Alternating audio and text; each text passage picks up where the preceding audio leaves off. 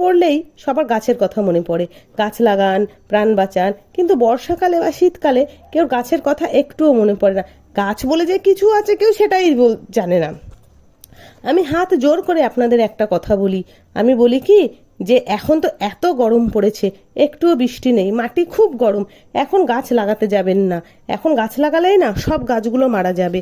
কিন্তু যদি আপনাদের বাড়িতে যে সমস্ত ফল খান বা যে সমস্ত সবজি থাকে, সেই সবজি যদি বীজ থাকে, বীজগুলো মাটিতে ফেলে রাখুন, দেখবেন বৃষ্টি পড়লে একটা না একটা গাছ সেখান থেকে হতেই পারে। তবে হ্যাঁ, দোকান থেকে আপনারা যদি গাছ কিনে এনে টবে বসান তাহলে সেটা বসাতেই পারেন, কিন্তু তাতে কিন্তু খুব পরিমাণে খাটতে হবে। কিছু ভালো করতে গিয়ে কিছু খারাপ করবেন না, কেউর মৃত্যুর কারণ হবেন না। কেউর মৃত্যু বলতে আমি গাছগুলোর কথা বলেছি, গাছগুলোর মৃত্যুর কারণ হবেন না। আমিও বলছি গাছ লাগান, প্রাণ বাঁচান, তবে উপযুক্ত সময়ে, যখন খুশি তখন না।